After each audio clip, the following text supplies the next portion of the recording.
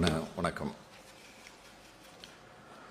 தமிழ்நாட்டு மாணவர்களுடைய மருத்துவ கனவை சிதைக்கிற நீட் தேர்வை ஆரம்பத்தில் இருந்த திமுக கழகம் எதிர்த்து கொண்டு வருகிறது என்பது உங்களுக்கெல்லாம் நன்றாக தெரியும். பொதுவாக நுழைவுத் தேர்வு என்பது ஏழை எளிய கிராமப்புற விளிம்பு நிலை மாணவர்களை பாதிக்கக்கூடியது.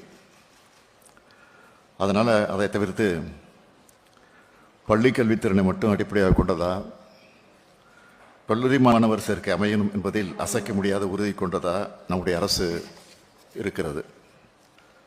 இதில் யாருக்கும் மாற்று கருத்து இருக்காதுன்னு நான் நம்புகிறேன். முத்தமிழறிஞர் தலைவர் கலைஞர் அவர்கள் மாநில அளவில் நடந்துட்டு இருந்த நுழைவுத் தேர்வுகளை 2006ஆம் ஆண்டு அதுக்காக தனி சட்டம் இயற்றி அகற்றினார். அந்த சட்டத்துக்கு மாண்புமிகு குடியரசுத் தலைவருடைய ஒப்புதலையும் பெற்று கல்லூரி மாணவர்கள் சேர்க்கையில் ஏழை எளிய கிராமப்புற மாணவருடைய நலன் காக்கப்படுகிறதா உறுதி செஞ்சார். இதோட அடிப்படையில் தான் பல ஆண்டுகளாக தமிழ்நாட்டில் மருத்துவ மாணவர்கள் சேர்க்கை நடந்து திறன்மிக்க நம்முடைய மாணவர்களுக்கு மருத்துவ கல்வி பயிலக்கூடிய வாய்ப்பு கிடைச்சது. இந்த மருத்துவர்கள் மூலமாக தான் இன்றைக்கி நம்ம தமிழ்நாடு மருத்துவத்துறையில் நாட்டுக்கே முன்னோடியாக விளங்கிட்டு இருக்கு.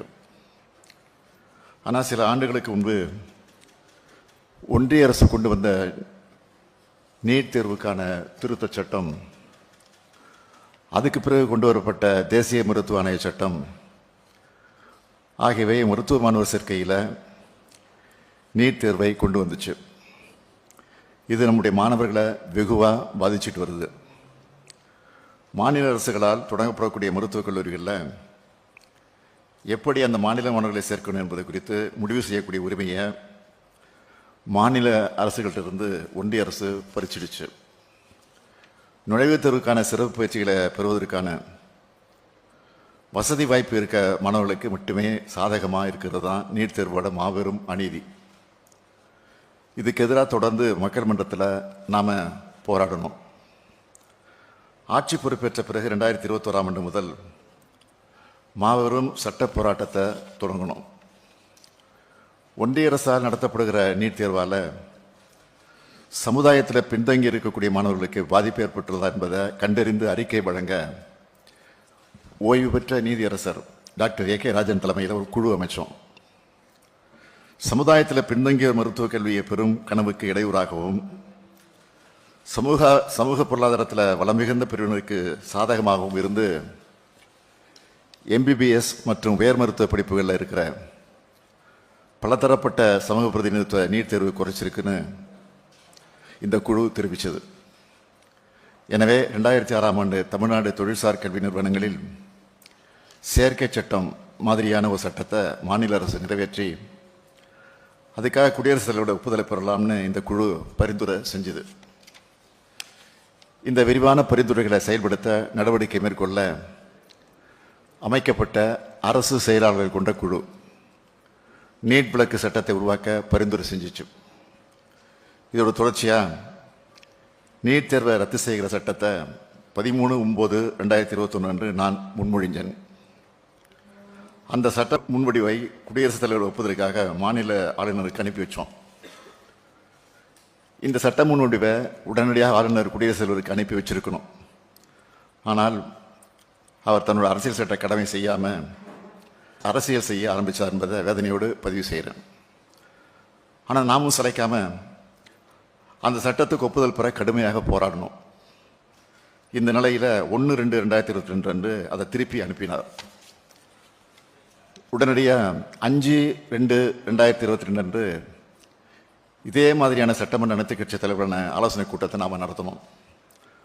அதில் இந்த சட்டமுறை மீண்டும் நிறைவேற்றி ஆளுநர் அவர்களுக்கு மீண்டும் அனுப்புறதுன்னு ஒரு மனதாக தீர்மானம் நிறைவேற்றணும். அதன் பின்னர் தமிழ்நாடு சட்டமன்றத்தோட வரலாற்று சிறப்புமிக்க கூட்டத்தில் இந்த சட்ட முன்வடிவு மீண்டும் 8/2/2022 நிறைவேற்றப்பட்டு குடியரசுத் தலைவருடைய ஒப்புதலுக்காக ஆளுநருக்கு திருப்பி அனுப்பி வைக்கப்பட்டது. இது தொடர்பாக மாண்புமிகு ஆளுநர் அவர்களை நான் நேரில் போய் சந்தித்து வலியுறுத்தினேன். மாண்புமிகு பிரதமர் அவர்களையும் மாண்புமிகு உள்துறை அமைச்சர் அவர்களையும் சந்தித்து இந்த சட்ட முன்வடிவுக்கு விரைவில் ஒப்புதல் அளிக்கணும்னு வலியுறுத்தினேன். அனைத்து கட்சிகளை சார்ந்த நாடாளுமன்ற உறுப்பினர்களும் இது குறித்து மாண்பு குடியரசுத் தலைவருடைய அலுவலகத்துக்கு நேரடியாக சென்று மனு அளித்தாங்க.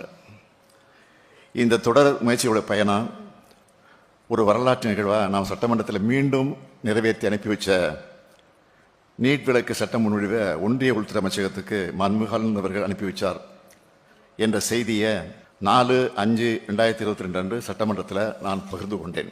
நீட் விலக்கு தொடர்பான நம்முடைய போராட்டத்தோட அடுத்த கட்டமாக ஒன்றிய அரசை வலியுறுத்தி இந்த சட்ட முன்வடிவுக்கு மாண்புமிகு குடியரசுத் தலைவருடைய ஒப்புதலை பெறுவதற்கான எல்லா முயற்சிகளும் மேற்கொள்ளப்பட்டது. இது குறித்து ஒன்றிய அரசோட சுகாதாரத்துறை, ஆயுஷ் துறை, உள்துறை, உயர்கல்வித்துறைன்னு பல்வேறு அமைச்சகங்கள் கூறிய எல்லா விளக்கங்களுக்கும் தமிழ்நாடு அரசு உடனுக்குடன் உரிய விளக்கங்களை அளிச்சிருக்கு. ஆனால் இதையெல்லாம் ஏற்காம நம்ம மாணவர்களுக்கு பெரும் பேரடியாக ஒன்றிய அரசு நம்மளோட நீட் விலக்கு சட்டத்துக்கு ஒப்புதலை தர மறுத்துட்டாங்க என்பதை சில நாட்களுக்கு முன்பு சட்டமன்ற பேரவையில் வேதனையோடு நான் தெரிவித்தேன்.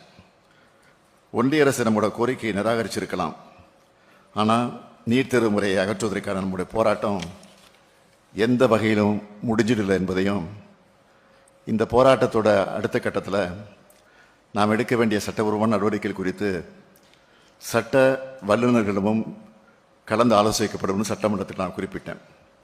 எனவே அந்த வகையில் இந்த பிரச்சனையில் அடுத்த கட்டமாக நான் மேற்கொள்ள வேண்டிய நடவடிக்கை குறித்தான உங்களுடைய மேலான ஆலோசனைகளை நீங்கள் எல்லோரும் வழங்கிடணும் என்று அன்போடு கேட்டுக்கிறேன்.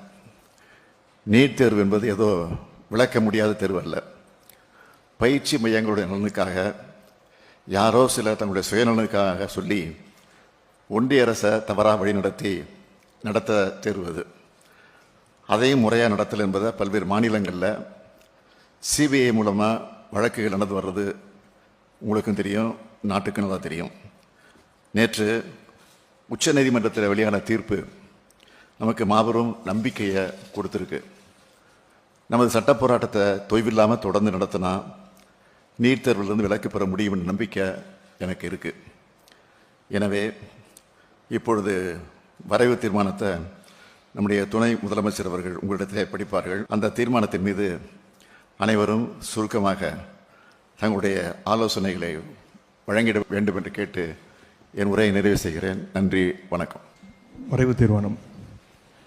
மருத்துவக் கல்லூரி மாணவர் சேர்க்கை முறையில் தமிழ்நாட்டிற்கு நீட் தேர்வு முறையிலிருந்து விலக்கு அளிப்பதற்காக தமிழ்நாடு சட்டமன்ற பேரவை நிறைவேற்றிய சட்ட முன்வடிவிற்கு மாண்புமிகு குடியரசுத் தலைவர் அவர்கள் ஒப்புதல் தர மறுத்துள்ள நிலையில் இந்த விலக்கை பெறுவதற்காக தமிழ்நாடு அரசு தொடர்ந்து சட்ட போராட்டத்தை நடத்த வேண்டும் என்று இந்த அனைத்து கட்சி கூட்டம் ஒருமனதாக தீர்மானிக்கின்றது.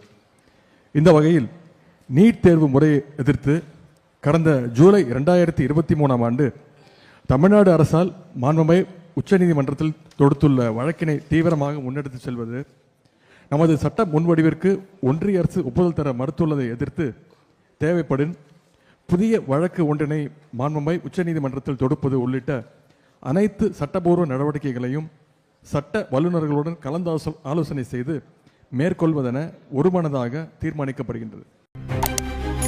செய்திகளை உடனுக்குடன் தெரிந்து கொள்ள உங்கள் கரம் டிவியை சப்ஸ்கிரைப் செய்யுங்கள். அதோடு பெல் பட்டனையும் கிளிக் செய்யுங்கள்.